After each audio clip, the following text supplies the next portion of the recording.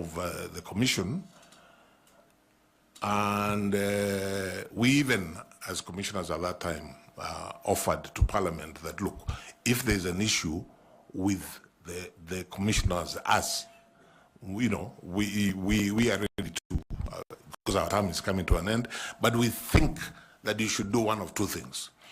Either extend the mandate of CIC, which the Constitution gives you the power to do, or if you don't want to extend the mandate of CIC, then identify another body and find a way of giving it a constitutional underpinning. And here we were probably looking at something like the Kenya Law Reform Commission, because it would have been important to have a body that continued to review the laws and look at anything that may have fallen through the process. And as I say, hindsight is always perfect vision.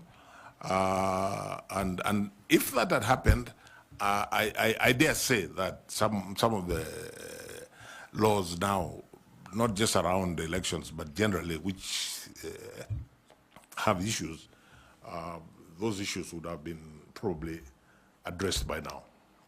Fair enough. My final question on the introduction is, this is a very onerous position you're asking for. You resigned from a judicial position that does not have a similar pressure like this. Are we going to have our chairman resign before end of day? Chair and members of the panel, not at all. Allow me to explain in a couple of minutes why I resigned from the East African Court of Justice. The East African Court of Justice is established as the judicial organ of the East African community. It's an ad hoc court, means it's not full-time, and it operates to a certain calendar. I think it is not unfair for me to say, because I think it's a matter of public notoriety, that the East African community for the last few years has struggled almost to the point of becoming dysfunctional.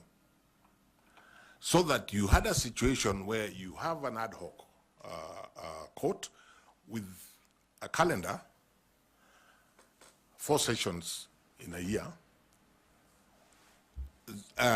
Each session, as it approaches, is cancelled because there are financial issues within the community.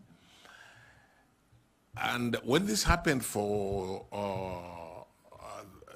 practically the whole of 2023, I said to myself, I'm not being fair to myself. I'm not being fair to the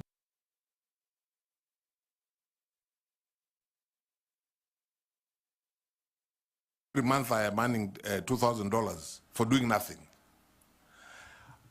Because it's called the intersessional something that you get paid every month. So I thought long and hard, and I decided that I was not adding value to the people of East Africa by remaining in a court which is hardly operating. So I then took the step of bringing my concerns to the appointing authority, who the President of the Republic of Kenya, and saying, this is not working. I really would appreciate if I can get the opportunity to resign and do other things. Enough. And that's why. So the answer to your question is I do not anticipate those sort of problems if you are to give me the chance to be chair of the commission, so the issue wouldn't arise. So if Parliament doesn't approve budgets that you present, will you be pushed to do? You see, Chairperson, I do not foresee a day when the commission will actually grind to zero, not able to operate at all. What could happen if there are delays or budget cuts and so on is that there are certain parts of the mandate which may be slowed down. But a day, I do not anticipate a day when Parliament will completely say there is no, which is what was happening in Arusha. There is no money, and it wasn't so much about the money. It was a question of what then am I doing here?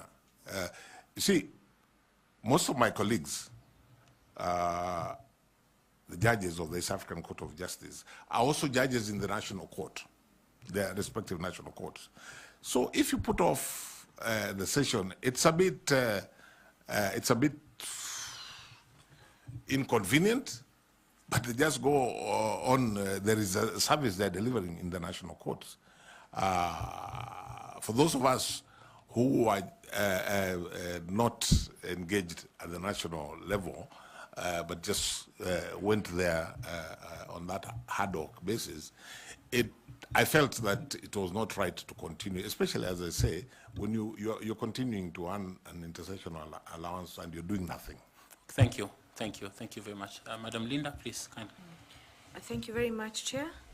Honorable Justice Nyachae, the Iebc Commission constitutes of different professionals from different backgrounds, your background being the legal field.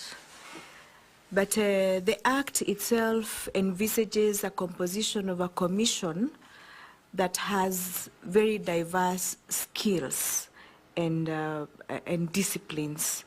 And save for law, which is your professional background, what other skills and disciplines do you bring into this commission as a chairperson? Thank you. I think I would answer that at two levels. In terms of skills and disciplines, my formal qualification is law. I have taken it upon myself and developed over a period of time. I have developed an interest in governance, and actually I am a student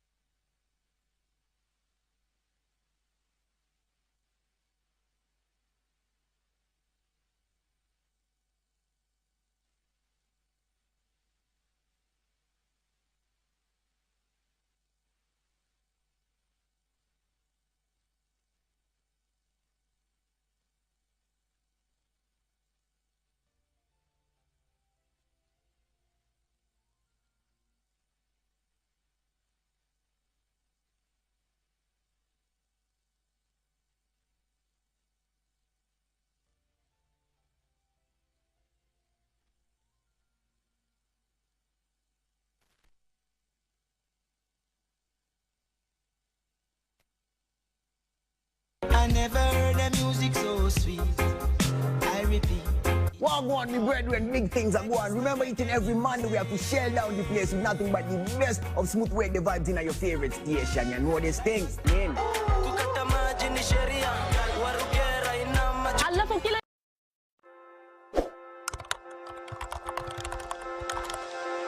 Allah